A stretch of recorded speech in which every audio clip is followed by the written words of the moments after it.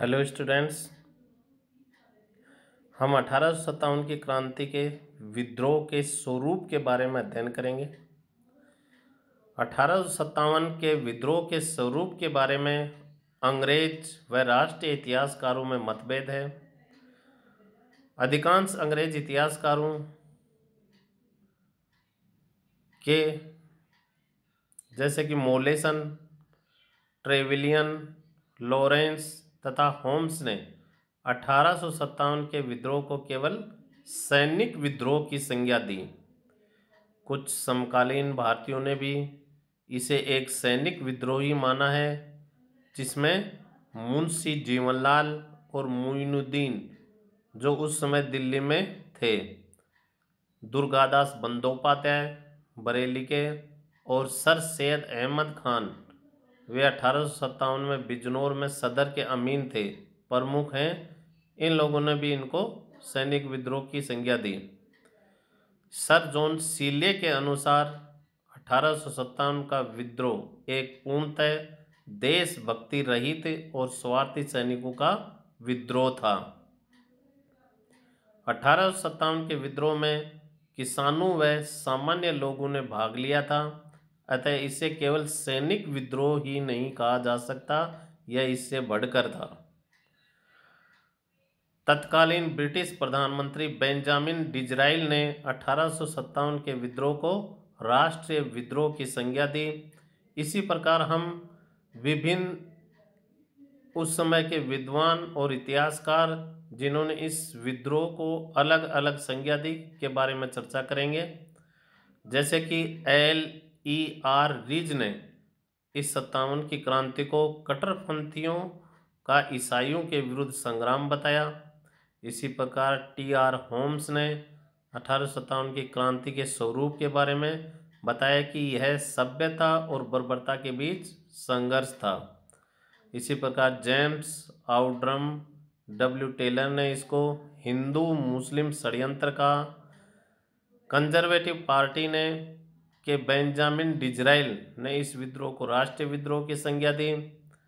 तात्कालिक स्वतंत्रता संग्राम में भाग लेने वाले V.D. सावरकर ने इस विद्रोह को भारत का प्रथम स्वतंत्रता संग्राम बताया। इतिहासकार डॉक्टर ताराचंद ने इस विद्रोह को राष्ट्रीय विप्लव कहा। अशोक मेहता ने इस विद्रोह को राष्ट्रीय स्वतंत्रता के लिए सुनियोजित संग्राम बताया। इसी प्रकार डॉक्टर S.N. सेन के अनुसार जो युद्ध धर्म रक्षा के लिए एक युद्ध के रूप में आरंभ हुआ, उसने शीघ्र ही स्वतंत्रता संग्राम का रूप ले लिया। यद्यपि डॉक्टर सेन के अनुसार यह विद्रोह राष्ट्रीय नहीं था, क्योंकि उस समय राष्ट्रीयता की भावना लोगों में नहीं थी। प्रसिद्ध इतिहासकार डॉक्टर रमेश चंद्र मजूमदार के अनुसार तथाकथित प्रथम राष्ट्रीय संग्राम न तो पहला ही, न ही राष्ट्रीय तथा न ही स्वतंत्रता संग्राम था। यह बात स्पष्ट रूप से स्वीकार की जाती है कि 1857 का विद्रोह राष्ट्रीय नहीं था, क्योंकि उस समय तक भारत राजनीतिक दृष्टि से एक नहीं था। निष्कर्षतः 1857 का विद्रोह साम्राज्यवाद विरोधी व राष्ट्रवादी था, किंतु विद्रोहियों में राष्ट्रीयता की भावना का अभाव था। 1857 की क्रांति के बारे में कुछ पुस्तकें लिखी गई, जिनके बारे में भी हम देख लेते हैं। एक पुस्तक का नाम है 1857 अर्थात 1857। यह पुस्तक लिखी थी S.N. सेन ने। इसी प्रकार the sepoy mutiny and the revolt of 1857, यह पुस्तक लिखी थी R.C. मजूमदार ने। इसी प्रकार ब्रिटिश पैरामाउंटेंसी एंड द इंडियन रेनेस, यह पुस्तक लिखी थी R.C. मजूमदार ने। इसी प्रकार थ्योरी ऑफ इंडियन म्यूटिनी 1857 नामक पुस्तक लिखी थी S.B. चौधरी ने। इसी प्रकार द ग्रेट रिबेलियन नामक पुस्तक लिखी थी अशोक मेहता ने। इसी प्रकार the first war of Indian independence नामक पुस्तक लिखी थी वी.डी. सावरकर ने। इसके बारे में सुरेंद्र नाथ सेन ने कहा है कि मेरठ का विद्रोह गर्मी की आंधी की भांति अचानक एवं अल्पकालिक था। डॉक्टर रमेश चंद्र मजूमदार व डॉक्टर ताराचंद ने भारतीय राष्ट्रीय आंदोलन का समग्र इतिहास लिखा है। स्वतंत्रता प्राप्ति के बाद 1952 ईस्वी में भारत सरकार ने भारतीय स्वतंत्रता आंदोलन का इतिहास लिखने का कार्य डॉक्टर मजूमदार को सौंपा, लेकिन उनके द्वारा लिखित प्रथम भाग के प्रारूप को सरकार ने स्वीकृति नहीं दी। डॉक्टर मजूमदार 1955 ईस्वी में सरकारी इतिहास लेखन के कार्य से अलग हो गए। वह उन्होंने अपने ग्रंथ को पूरा कर स्वतंत्र रूप से प्रकाशित करवाया। इसके बाद सरकार ने यह कार्य डॉक्टर ताराचंद को सौंपा। डॉक्टर ताराचंद की पुस्तक सरकार ने प्रकाशित करवाई।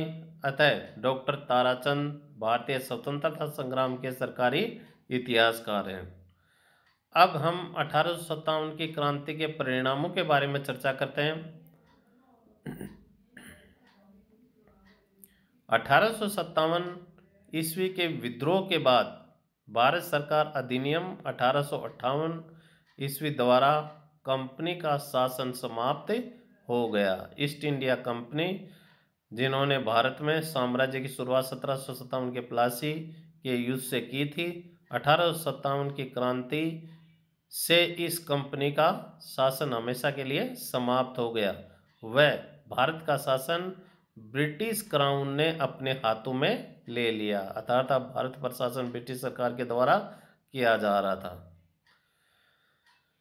कंपनी पर नियंत्रण स्थापित हेतु बोर्ड ऑफ कंट्रोल और कोर्ट ऑफ डायरेक्टर्स को समाप्त कर दिया गया तथा भारत सचिव secretary of state for India के अधीन 15 सदस्यों वाली इंडिया काउंसिल की स्थापना की गई।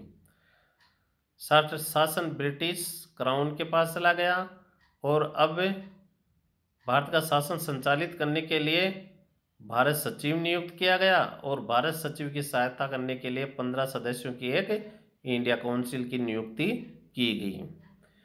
1 नवंबर 1858 ईस्वी को इलाहाबाद में दरबार का आयोजन कर लॉर्ड कैनिंग ने महारानी विक्टोरिया की उद्घोषणा को पढ़ा।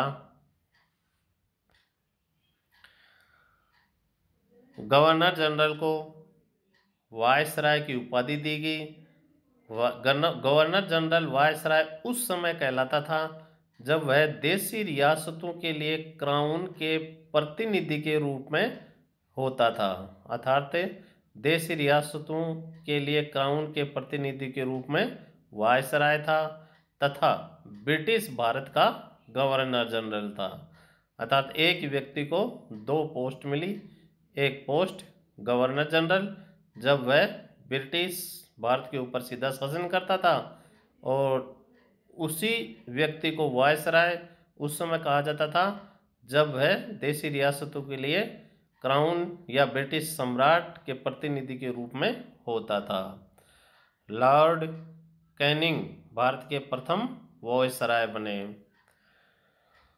विक्टोरिया घोषणा में 2 जनवरी 1859 ईस्वी तक आत्मसमर्पण करने वाले विद्रोहियों को माफ करने की घोषणा की गई, बशर्ते वे किसी अंग्रेज की हत्या में सीधे शामिल होने के आरोपी न हों।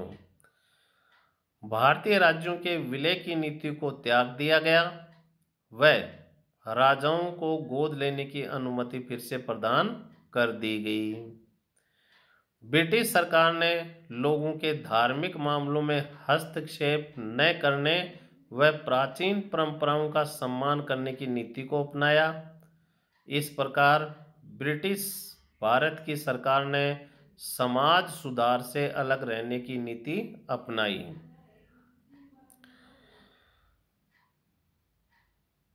अगला सुधार, ब्रिटिश सेना के पुनर्गठन के लिए पील कमीशन की रिपोर्ट के आधार पर सेना में यूरोपीय सैनिकों की संख्या व अनुपात बढ़ा दिया गया।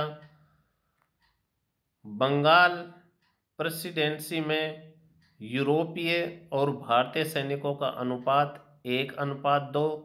मद्रास और बम्बई प्रेसिडेंसी में 1:3 का अनुपात रखा गया। चार्ल्स नेपियर ने बंगाल की सेना के उच्च जातीय सिपाहियों को उच्च जातीय भाड़े के सैनिक कहा।